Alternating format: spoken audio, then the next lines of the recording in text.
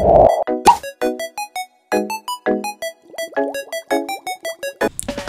good morning mga kosa. Agad nga tayo magsasaing ngayon. Pagkagising natin, inurungan natin tong pagsaingan natin. Yan, nagsaing na tayo. Nilinisan din natin yung rice cooker para hindi napapanis mga kapatid. Tapos inayos ko na din yung urungan ko. Yan, dinrain ko lang yung tubig tsaka nilinisan ko rin yung lababo para malinis mga kosa.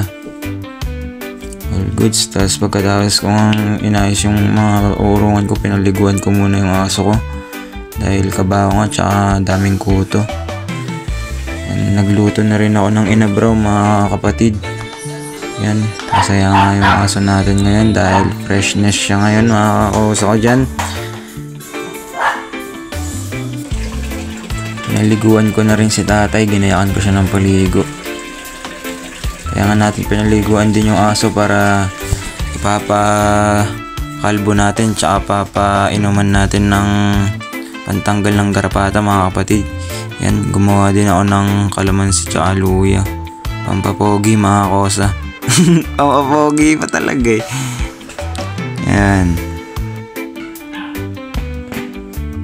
Sarap yan, subukan nyo din. Tapos bumili na lang ako ng tanghalian namin kay Ate Florence sa kalenderya mga kapatid.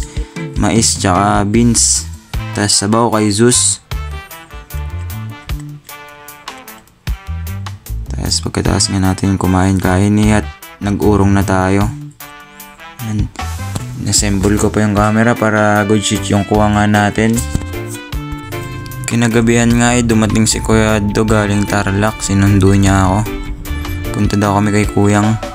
Naka-duty nga si Kuyang dito at tamang quiet lang dahil nag-shot kami dyan. Ayun na. Yan nga mga kapatid.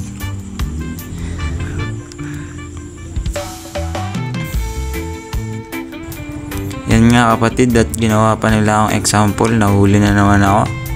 Pinakaayaw natin. Bad trip.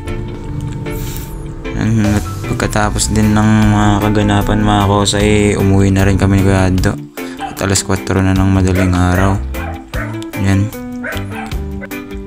Kinabukasan nga mga kapatid ay papagrooming na natin tong aso.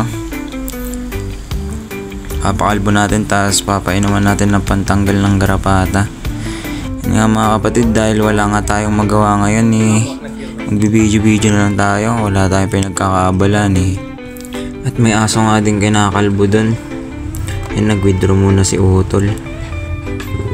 Tapos bumatsin na kami. Tapos kinatanghalian pinuntahan, binalikan na namin si Zeus. Tinignan natin tapos na nga siya. Yan nga, umiiyak-iyak siya. Akala niya nawala na kami. Wawa man, zaw, Zeus. Ay, nyaw, mo, saw. Wawa man, Zeus.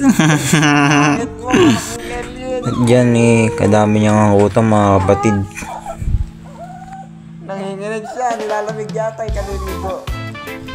At dyan, tinimbang na din natin siya kung ilang kilo siya. 3.1 nga lang. 90 yata. Yan, pinainom na siya ng kuhan natin, gamot mga kapatid. After 1 day, nagsilaglagan na din yung mga garapata niya. Tapos pagka-uwi ko ng bayan, yung walang kamatayan tilapia, nilinisan ko na agad, tinanggalan ko ng laman loob tsaka hasang. Nagluto rin pala si Kuya ng kalderetang baka at ako nagprito ng isda. Hanggang dyan na lang mga kosa, thank you.